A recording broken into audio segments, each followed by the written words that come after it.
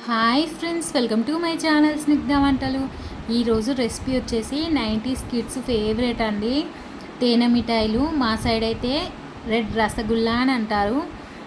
చాలామంది అయితే తేనె మిఠాయిలు అంటారు, కానీ మా సైడ్ మాత్రం రెడ్ రసగుల్లానే అంటామండి. పైన క్రిస్పీగా, లోపల జ్యూసీగా, చాలా టేస్టీగా ఉంటాయి. ఈ రెసిపీ అయితే చూసేయండి. ఇప్పుడు దీనికోసం అయితే కప్పు వరకు మైదా పిండిని తీసేసుకోవాలి. ఇలా తీసుకున్న మైదా పిండిలో ఇప్పుడు పావు టీ స్పూన్ వరకు వంట సోడా లేదంటే బేకింగ్ పౌడర్ ఏదైనా వేసుకోవచ్చండి. అలాగే రెడ్ ఫుడ్ కలర్ కూడా వేసేసుకోవాలి. ఇప్పుడు ఇందులోనే పావు కప్పు వరకు పెరుగును వేసేసుకొని మనం వేసుకున్న పెరుగు అనేది పిండికి పట్టేలాగా బాగా కలిపేసుకోండి. ఇలా కలిపేసుకున్న తర్వాత ఇప్పుడు ఇందులోనే వాటర్ని కొంచెం కొంచెంగా వేస్తూ పిండిని అయితే కొంచెం లూజ్గా అయితే కలిపేసుకోండి. మరి హార్డ్గా కాకుండా కొంచెం అయితే పిండి లూజ్గానే ఉండాలి. మనకి బొబ్బట్లకి పిండి ఎలా చేసుకుంటామో అలా లూజ్గా కలిపేసుకోండి. ఇలా పిండి కలిపేసుకున్న తర్వాత ఇప్పుడు ఇందులోనే 1 టీ స్పూన్ వరకు ఆయిల్ని వేసి పక్కకు పెట్టేసుకోండి. ఇప్పుడు మనం పాకం అయితే రెడీ చేసేసుకుందాం. 1 కప్పు వరకు పంచదార తీసేసుకోండి.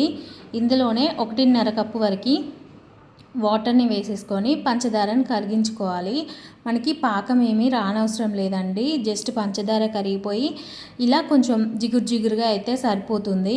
ఈ షుగర్ సిరప్ అయితే రెడీ అయిపోయింది. దీన్ని పక్కకు పెట్టేసుకోండి. మనం పిండి నానబెట్టేసుకున్నాం కదా, ఒక 20 మినిట్స్ పాటు పిండిని అయితే నాననివ్వండి. పిండి నానిన తర్వాత ఇలా మనం చిన్న చిన్న ఉండల్లాగా తీసేసుకొని ఒక ప్లేట్లోకి పెట్టేసుకోండి. ఇలానే పిండితో అన్ని ఉండల్ని చేసేసుకోండి. మీకు నచ్చిన సైజులో అయితే చేసేసుకోవచ్చండి. కొంచెం నేను పూరీ సైజులో అయితే తీసేసుకుంటున్నాను. ఇలా క్రాక్స్ ఏమీ లేకుండా చేసి పక్కకు పెట్టేసుకోవాలి. ఇప్పుడు ప్యాన్ పెట్టేసుకొని డీప్ ఫ్రైకి సరిపడా ఆయిల్ని అయితే వేసేసుకోండి. ఇలా ఆయిల్ వేడైన తర్వాత మనం చేసి పెట్టుకున్న రసగుల్లాలు అయితే వేసేసుకోవాలి.